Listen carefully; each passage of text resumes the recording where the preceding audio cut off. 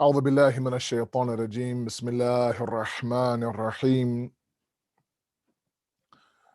الحمد لله الذي لا يبلغ مدحته القائلون ولا يحصي نعماؤه العادون ولا يؤدي حقه المجتحدون الذي لا يدركه بعد الحمم ولا يناله غوص الفطن ثم الصلاة والسلام على أشرف الأنبياء والمرسلين حبيب قلوبنا وطبيب نفوسنا وشفيع ذنوبنا سيدنا ومولانا أبي القاسم محمد.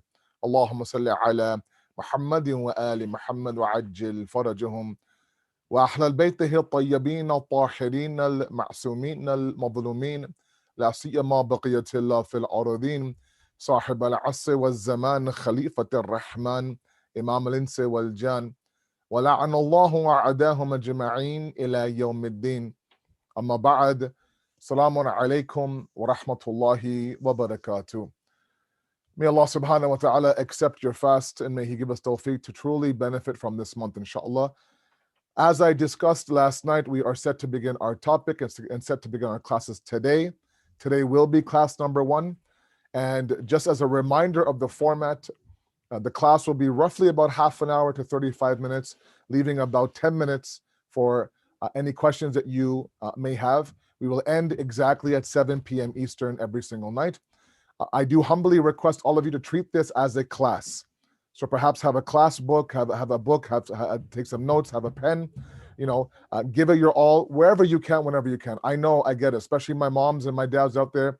If you have small kids running around making noise, maybe you're not able to focus at that moment. That's okay. Do the best you can, but treat it like a class, inshallah. Okay. So I'm going to go ahead and start. There's a lot to cover in the very first session. We are talking about foundational theology. Okay, building the base of the deen from the ground up. I will spend, the next few days now with all of you simply talking about religion, deen, worldview. We will get to God perhaps a week into our classes, okay? And the purpose is, like I said last night, to sometimes kind of rebuild that foundation, not just for my youth out there, for all of us. We constantly need to revisit our base and our foundation to strengthen it, especially in these challenging times. As the dunya throws its challenges and its hardships at us, we must now rely on this theology, on this belief, to get us through this with our faith intact, inshallah. Okay, let's begin. Let me share my screen and we are all set to begin, inshallah. Looking forward to it. It's going to be exciting, inshallah. So, we are, like I said, any questions at all, you can go ahead and, inshallah, Mutahar or somebody else will jump on afterwards at the end, and we can go ahead and we can begin with that. So we're looking at the idea of understanding religion from the ground up. And the first thing that we have to do is we have to understand what the actual meaning of the word deen is.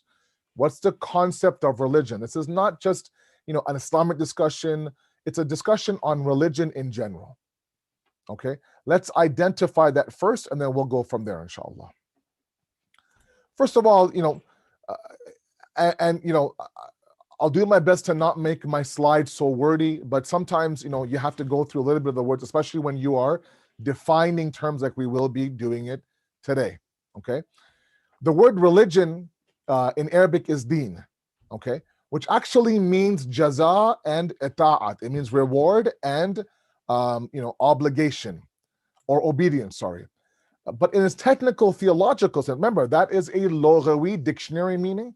The actual istilah and the use of the technical sense is a theological sense, a general belief in some supernatural source for the world and the behavior that corresponds with this belief.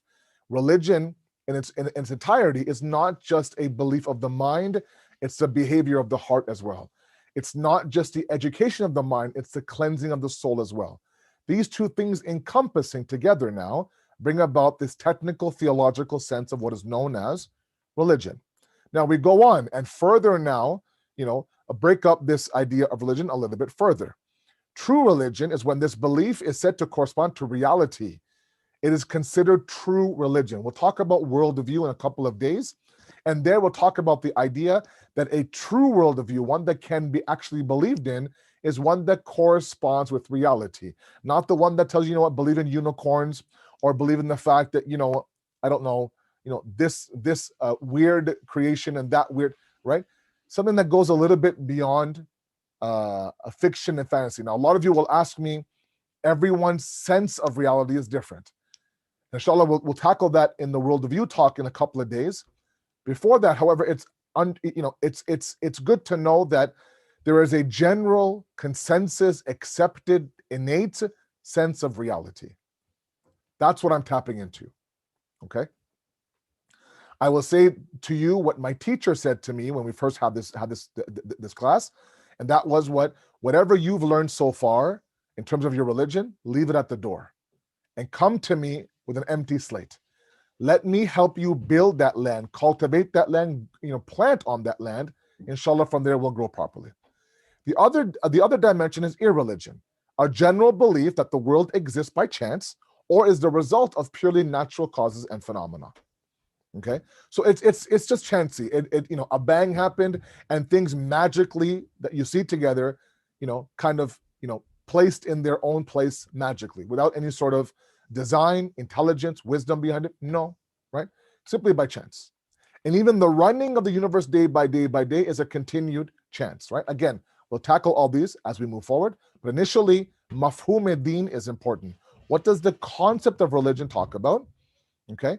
In general, then, true religion has two components to it: the correct intellectual belief based on reality, and a subsequent practical method based on traditional authority, based on a narrative that we have, either through scripture or through traditions, whatever the case may be.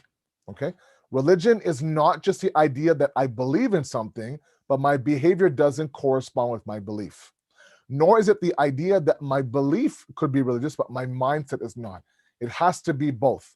And that's why, the very famous depiction of the root of the tree of religion, where the roots of the tree are one and the branches are another, is the same breakdown here. The intellectual aspect of the religion is known as asl, or the the jar, meaning the roots, the primary, while the practical method is a secondary, known as the far, right? What we commonly know in Islam as the usul-e-din and the furu'-e-din. Usul comes from asl, which means primary or root, and furu or far is secondary, which of course are our behavior, what we know in Islam to be salat and psalm and khums and jihad, etc., etc. But that's a secondary portion of the religion. The primary focus is on the actual intellectual aspect of religion. In our discussion until the midpoint of the month of Ramadan, we'll look at the primary dimension of religion. This is not a talk about salat. I won't touch fasting. I won't touch hajj. None of the ahkam or the jurisprudence or the sharia will be discussed. We're simply trying to now make sure our roots are strong. The primary is solid.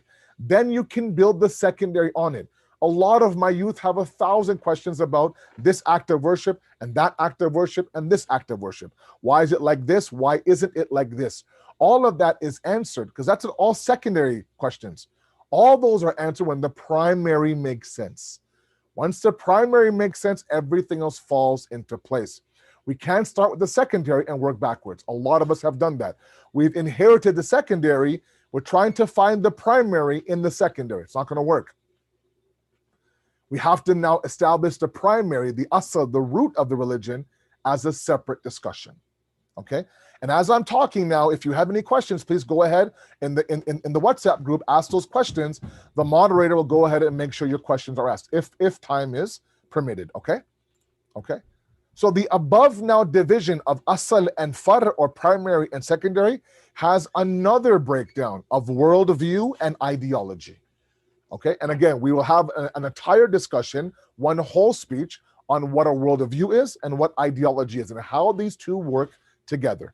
Okay, insofar as the former pertains to general beliefs about reality, while the latter pertains to general beliefs about man's actions. Again, worldview is the primary, ideology is the secondary. Okay, the ideology is born from the worldview. The far is born from the asl. Hopefully that makes sense to all of you, okay?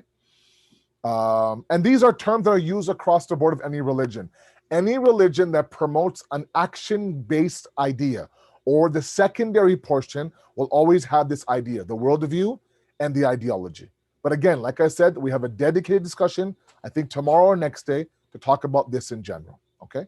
This was all words. These are all dictionary terms. Let's actually understand this as a practical discussion, okay? Now, I have discussed this, like I said, various platforms across the several years, across various communities. But it has to be understood time and time again, okay? And I want to introduce you to the chain of thought, okay? The chain of thought. The chain of thought is that chain that follows the potential of any thought that enters our mind. We are human beings that are constantly thinking.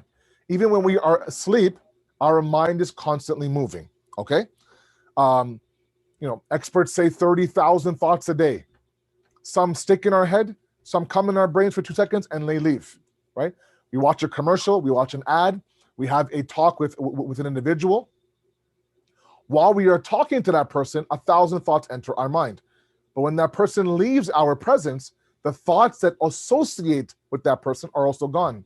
You're driving on a highway and you see somebody at the exit saying, "I will work for food," holding up a sign. And you wonder for about a minute, I wonder what their story is. I wonder how they ended up on the streets looking for food. And once you make that right or left turn, of course, the thoughts are gone. Then there are those thoughts that stay in our mind. They kind of hover. And they get to the point where they actually now begin to manifest themselves into action. There's an entire chain that our thoughts go through that is vital to understand the importance of the religion. So this has 6 different links to it. The chain of thought has 6 links to it. The first thing is a thought. A thought enters our mind, okay? And like I said, that thought could come, and as quickly as it came, it leaves right away, okay? I wonder if this outfit looks good on me. I wonder if this person on Instagram does this. I wonder, whatever the case may be, okay? Then there comes a moment where maybe that thought doesn't exit the mind.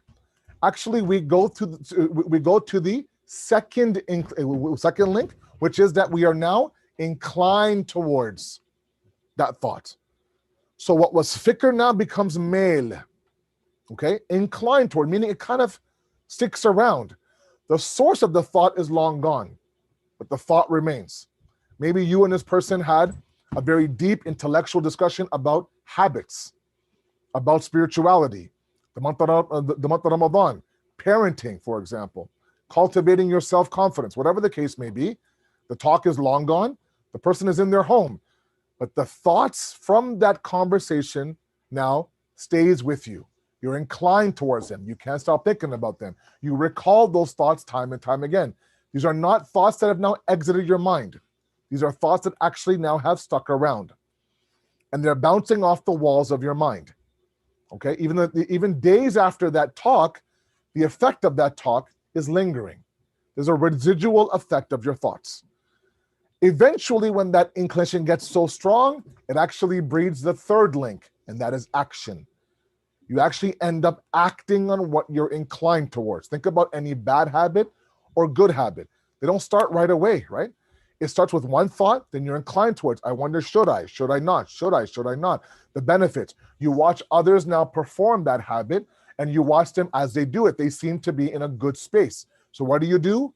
You try it for the first time, right? A person talks about the fact that, you know what, during my Sahri time, I have, no word of it. Somebody told me that, ilaichi, okay, ilaichi. I have no idea what ilaichi means in English, and you can Google it. But ilaichi usually we use, we put in our tea, right? Someone told me if you crack open the ilaichi and you eat the inside of it, it'll kind of, it'll keep you hydrated. It won't make you thirsty all day during your fast. They're telling me this because I speak during the day. Right now it's about, an hour and a half or so before iftar time here in Toronto, live. And so, this is usually now where my energy is low and, my throat is a little bit dry and this and that. So speaking in this environment becomes a challenge, right? So to help me, they said, try it. So literally now, for the past two suhoors now, I wake up And the person's thought now enters my mind. I go, okay, and this morning now I went to the spice cupboard and I pulled out a lychee, and in there, lo and behold, I did exactly what the person said. And honestly, I haven't felt thirsty all day. But the idea was that they placed a thought in my head. I was like, oh, that's not a bad idea. Thought about it, and then I actually placed the lychee in my mouth. So what was once a thought now becomes an action. Okay? Now, when that action repeats itself, and there is repetition, and there is constant now action over and over and over again, it gets to our fourth link. And now it begins to dictate our behavior. What is our khuluq or khulq? From the word akhlaq that we have, right? Someone's akhlaq is good, someone's akhlaq is bad. Their akhlaq does, you don't wake up with bad akhlaq, right? You're not born with great akhlaq. You work towards it. Okay? And this is where our akhlaq begins now to form. Look at where it is. It's in the fourth link of the chain. Okay? When our parents, hound us about our friends, when Islam talks about be careful what you watch and what you hear and who you're around, there's a reason for that. And inshallah, I'll get there.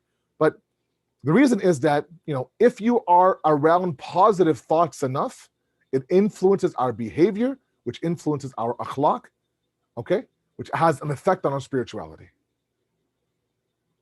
Okay? Now, between fi'l and khulq, between the third and the fourth link of the chain, there has to be a repetition. There has to be a redundancy. There has to be, this is not one and done. I'm not going to simply have one elaichi and I'm done. No, I have to be, somebody who constantly has it to the point where now it's part of my behavior. Elaichi is one small example. Let's talk about small things like reading, a few verses of the Quran every single day, or namaz-e-shab, for example, or bad habits like smoking, right? A smoker starts off with taking one drag or one puff, right? I wonder what the big deal is. I see my friend smoking, and it's a whole, it's a whole event. The way they light the cigarette, the way they hold it, the way they stand, the way they flick, it's like, okay, let's try it. And so you're inclined towards it and you try it, and inshallah, if you're smart, you throw it away. But those who are right now addicted to 1 or 2 packs a day, this month of Ramadan is a jihad for them, is a struggle for them, all started with one puff of a cigarette. That puff became a cigarette, the cigarette became 1 or 2, 2 became 1 pack became 2, it became part of their behavior. And then when it gets really deep rooted into your behavior, the fifth link is born. And that fifth link is something called your malaka, or malake as they say in Farsi. And that is it goes from your behavior to your disposition. And and when something is part of your disposition, you do it without thinking about it. It's so ingrained inside of you, it's a result of muscle memory. It becomes who you are now, to the point where now it becomes part of you. Okay? Example I've always given is teaching your child how to walk initially. You teach your infant child, your toddler, how to walk. When they take the first few steps, you can see the sheer concentration on their face.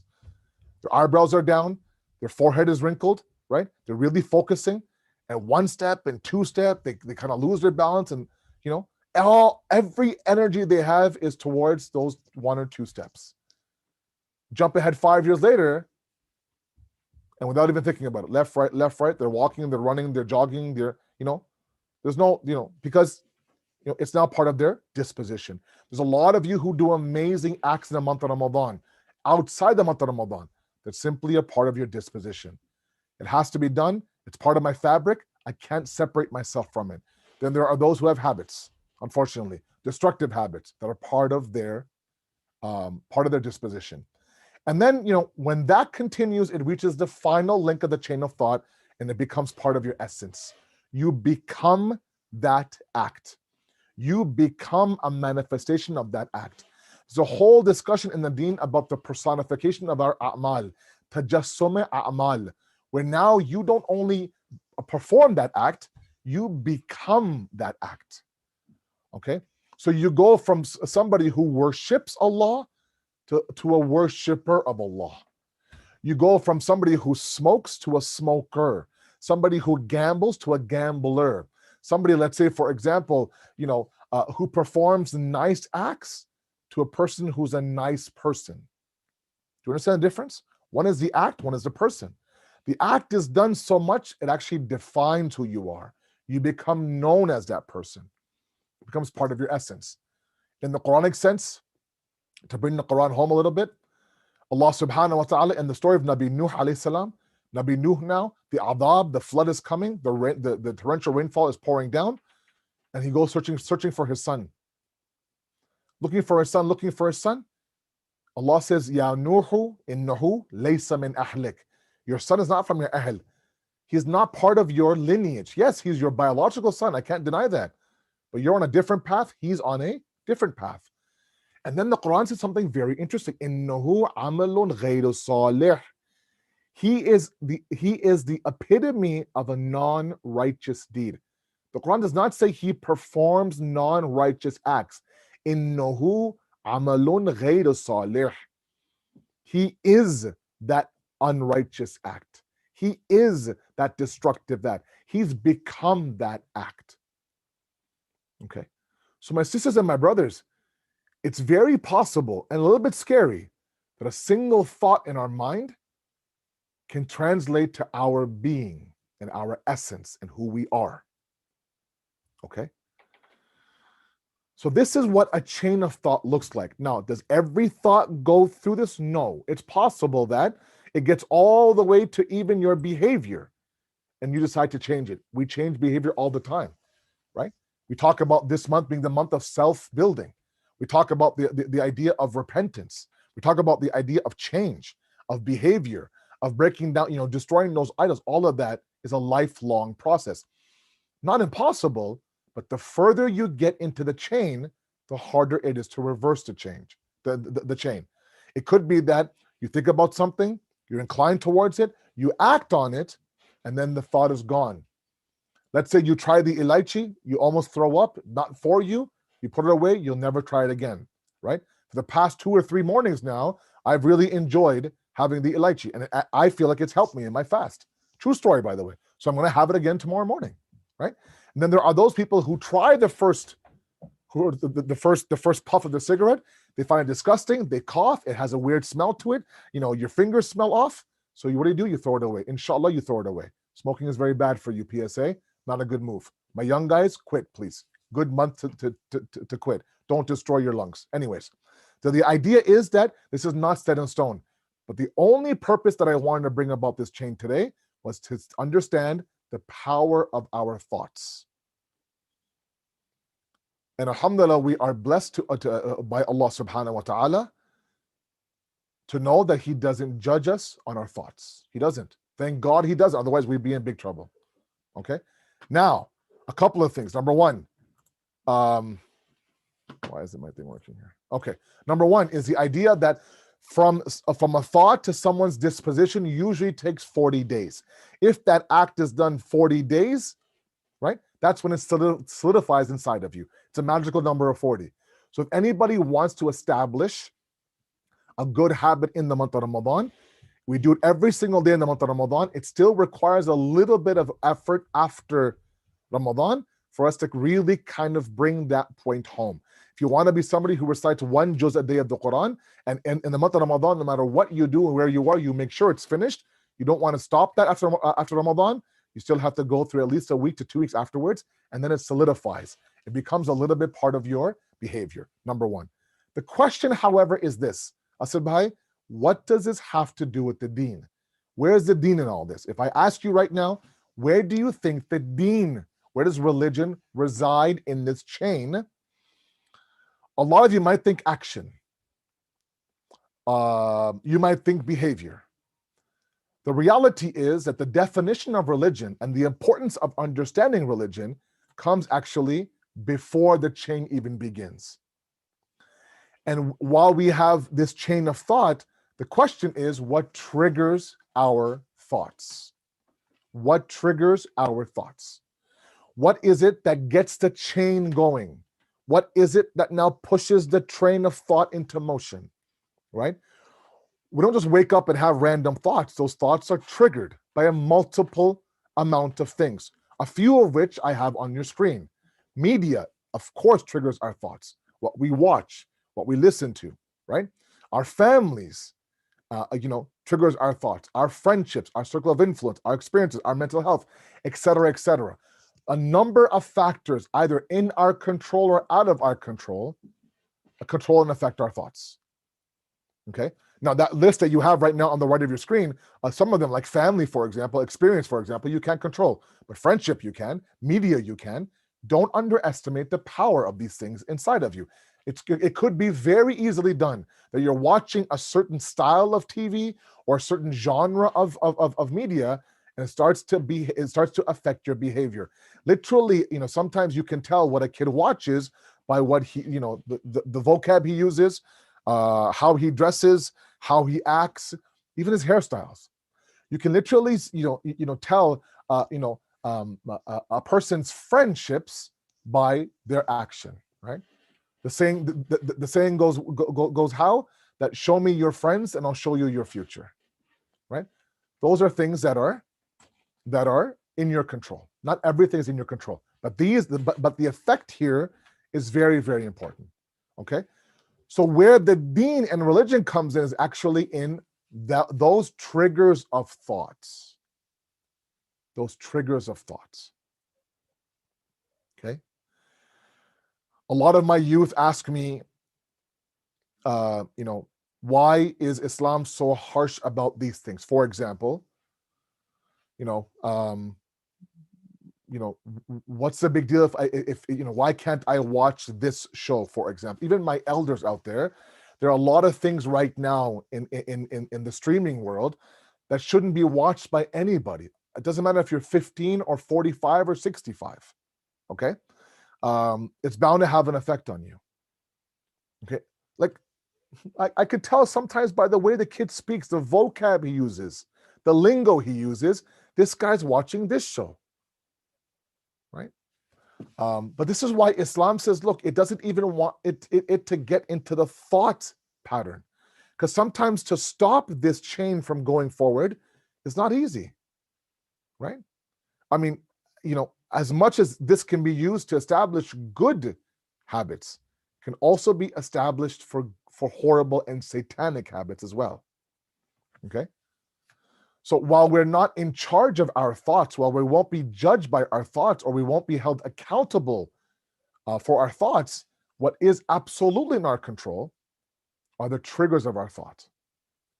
Surround yourself with good. Accustom yourself to good. Present yourself with good things, and everything else will begin to take care of itself. When the Holy Prophet says that a group of friends are multiple people attached to one soul, he's talking about this element here. Now you'll sit there and say, Asad, I didn't ask for my family. You're right. You didn't ask for your sibling, didn't ask for your parents, didn't ask for, your in-laws. Well, maybe your in-laws you did ask for, but didn't ask for anything else. What do I do about those that are not in my control? That's when you set boundaries. Boundaries. Islam does not allow you to accept toxicity in your life, even if it is in your blood family. Okay. Sometimes I think all in the name of Sir Rahim, the idea that I have to now for sure, strengthen my ties with my blood, that it means that I have to be Zalil, or I have to be somebody who can walk, who can be a doormat and be walked all over. And the reality is that Islam says there's a bare minimum to Sir Rahim. Salam. That's it. Ask them how they are. Everything good? That's it. You don't need to be degraded in Islam, right? The idea of becoming Zalil in Islam is only for God. God has given you that honor. وَلَقَدْ كَرَّمْنَا بَنِي آدَمَ وَلِلَّهِ الْعِزَّةُ. Allah now, izzah and karam, respect and dignity, is something given to you by God. Okay, so where you have control over the idea of your filters, look long and hard tonight, long and hard. That am I surrounded by people who are triggering the wrong thoughts inside of me? There are literally young guys that I know that when they're around certain people, I can't recognize them. When they are by themselves, they're good and wholesome. They've been raised well. They have good values inside of them. All these things are solid inside of them. But place that same kid inside of a different environment, and all of a sudden now it becomes a difficulty. Because, we underestimate the power of the triggers of the thoughts. Okay, our society as well. Even, so when it comes when it comes to things that you control and your triggers, and you've identified this trigger is toxic for me, begin to fade that toxicity out of your life if you have control over it. If you know there's a person that I will see everywhere, they're part of my life, I can't escape them, for example, I'm not asking you to cut ties with family. I'm not asking you to do something that the deen says don't. Don't do qatir hem, of course not, but set boundaries. You don't have to be everything for everybody. Sometimes, we give a lot to others, and at the price and sacrifice of ourselves. Sometimes, we help others out of their mental health issues, and we relieve them of their stress and anxiety, and then we end up now placing that stress and anxiety on ourselves. There has to be a fine balance. Okay, even our imams, when they gave, they didn't give everything. They gave a little bit to them, and they kept a little bit for themselves. Okay, so in my opening discussion on religion in general, not Islam, not Judaism, just religion in general, understand that where religion comes about, any major Abrahamic religion that is based on reality, it comes about talking about this idea that there are triggers around you that dictate how to think sometimes, which of course sets the motion towards the idea of action and the disposition and then essence. Okay? Do not underestimate. When Allah says, Inna alladhina amanu wa amilu salihat linudkhilannahum fis salihin. Oh, for those who believe and they do good deeds, amalu salih, Allah will place them amongst the salihin. Allah will surround them with the salihin. Meaning what? Allah will make sure the triggers of their thoughts are positive. Okay? It's an uphill battle, guys. I tell you, uphill battle. When you're surrounded by toxicity and you're trying to be pure. It's very hard to maintain that faith when you're surrounded by shaitan and surrounded by satanic intrusions. It's surrounded by things that are just detrimental. And a lot of you know that what I have right now is toxic. Okay? Don't underestimate that. Okay? So just as a recap, and then inshallah in about 5 minutes, I'll open the floor for any questions. It's already 6:45 here on the East Coast. The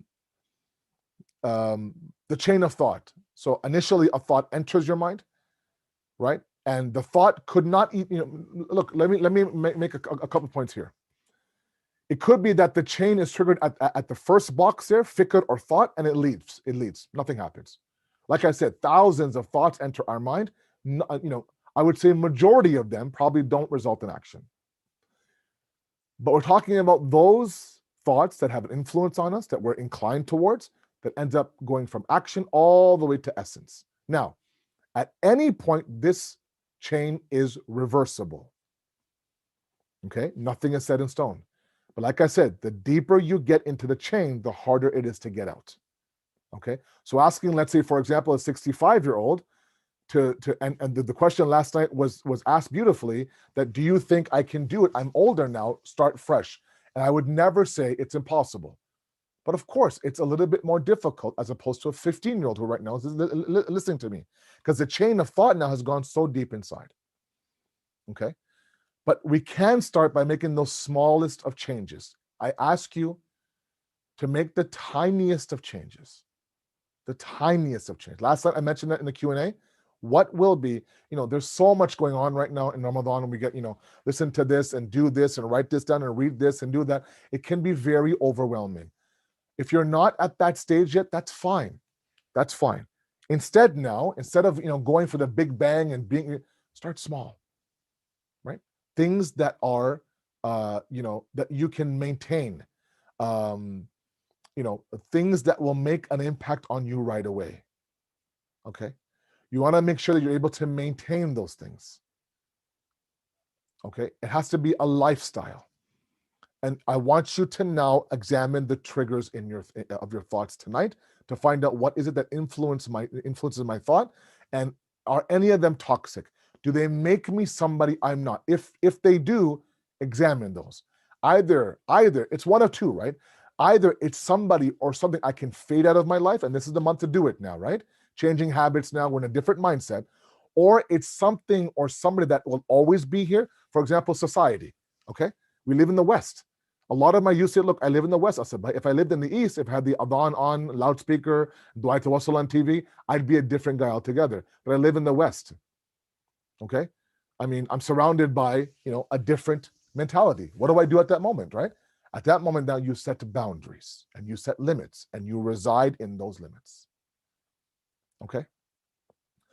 So I'm going to pause there, and I'm going to, this is where, we come to the end of our first class. And this chain of thought I will build on throughout the classes. Okay? This is something that will come back time and time again. And you'll see it kind of formulate through our classes to think, oh, now I know why Asad Bhai had this as my first discussion here. Okay? So inshallah, if there are any questions at all, I am open for any questions. If not, then iltimas dua, inshallah.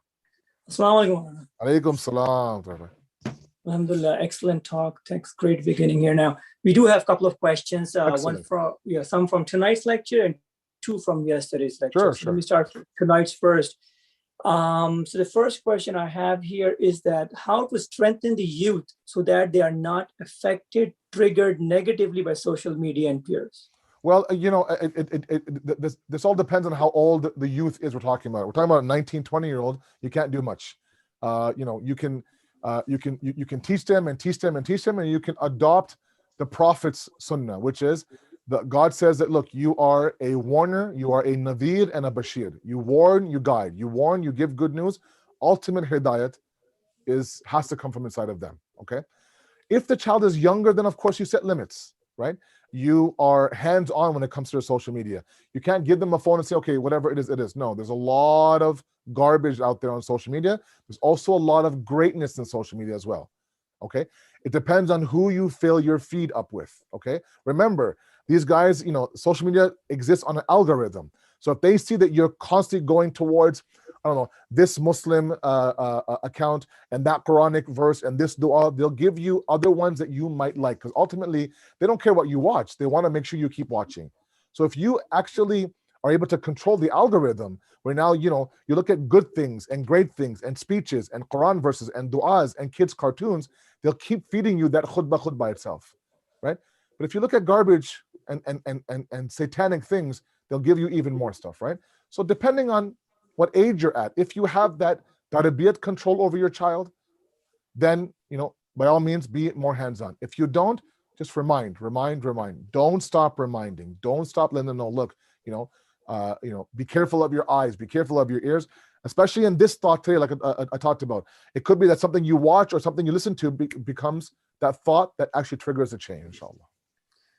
The same line, next question was how to strengthen oneself when you have toxic relatives that causes stress. Yeah, it's a good question. It's a big issue in our communities. Like I said, you have to be okay with boundaries. Okay. Sometimes I think that because they're relatives of ours, that we just have to bardash everything, just put up with everything, all the comments and all the judging and all the, I'm trying to live a certain way in a certain path, and they always infiltrate that path and make me feel like I'm living in some prehistoric era. It's 2021, tumhe kya ho gaya, this and that, right? All these things. We want to make sure that even if it's blood, I'm sorry guys, sometimes I think we confuse Sila Rahim to mean that I can take that abuse. And sometimes, I'm sorry, it is abuse. It's abuse. I can take that abuse, and God wants me to take the abuse, all in the name of Sila Rahim. And I'm here to tell you that that's not the case. I'm sorry. There is a limit to being humble. Humble is not for you to bend down, ji huzur, yes sir, yes sir, yes sir. That's only for God. We rub our nose in dirt for God. We don't do that for anybody else. Humbleness is to do everything for God. Remember that, not for everybody else. If God is saying, وَلَقَدْ كَرَّمْنَا بَنِي آدَمَ, I've honored you, respect that honor, maintain that honor.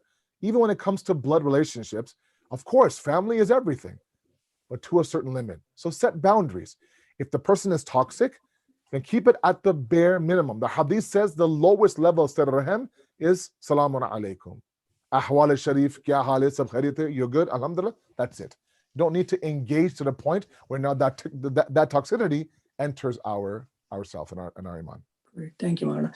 Next question I have is about your specifically about dars tonight, when you mentioned that everything starts from a fikr thought. And let's say person A gets the same thought and person B gets the same thought too, but A go ahead and repeats that and turns it into an act. B does.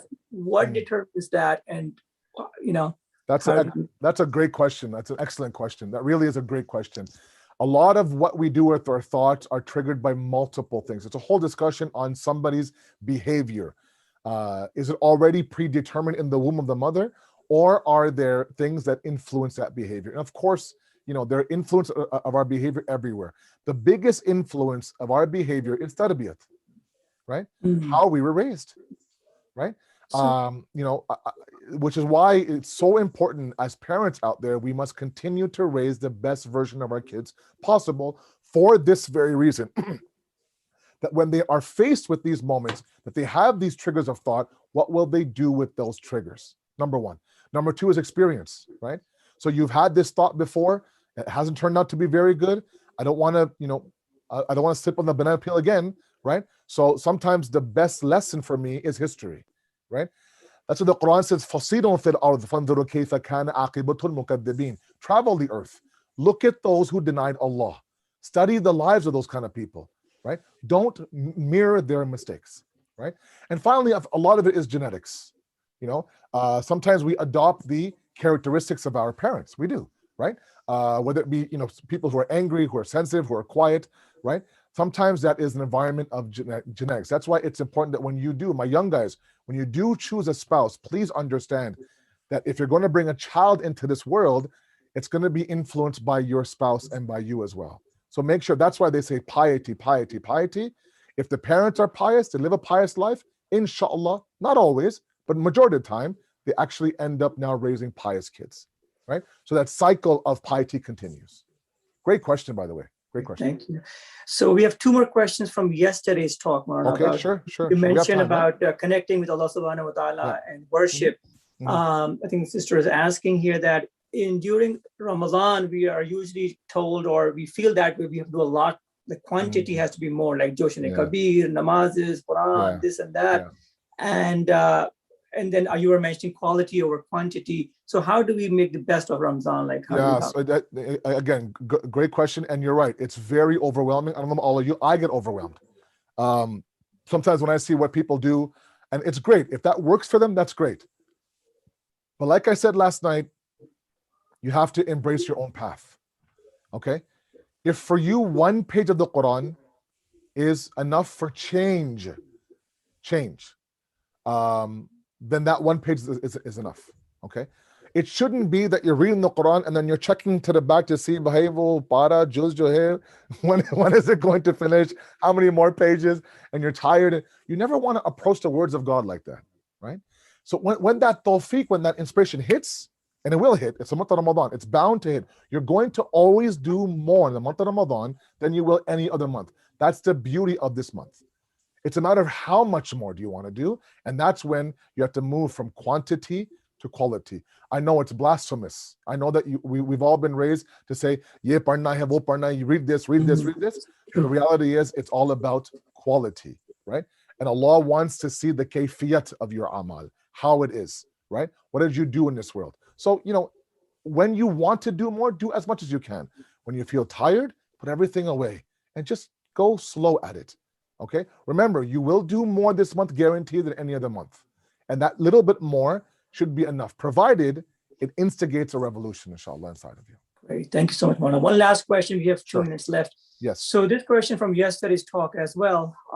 There was one question yesterday about people judging you about the worship, the way they think you should be doing the same way as they are. They feel that's how they are connected with Allah subhanahu wa ta'ala, same connection. And I think this brother is asking that, does it also mean just telling our close ones basic wajibat, encouraging them to do namaz, or that should we back off or should we do it? Right. So the judgmental question that we had yesterday, I took it as a negative question, that this person is looking down on that person or saying that you're not doing enough. The question, I saw it on the group as well. The question about basic wajibat falls into the amal bin ma'aruf category, right? And if this person that you are advising for salat is someone that you have influence on, absolutely say that. Yes, I'm not saying that you're praying salat and your kids, he's baligh, mashallah, it's wajib on him, he's fasting, he's sitting there playing video games. No, absolutely not. Or told, hey, let's go namaz time. Absolutely, yeah, get him up. And yes, that's your wazifa, that's your zimmadar, that's your responsibility. But I'm saying that the idea of judging people that, look, what you're doing is not enough, or you should be doing more, or what you're doing is not proper. Again, if it's not someone that you have influence over, the deen says you don't have an obligation to say anything. Sometimes judging eyes come from an inferior complex inside of them, that they'll feel better if they bring you down. So they'll judge you and they'll sit there and they'll question your worship. Meanwhile, it's their worship that needs a lot of help, right?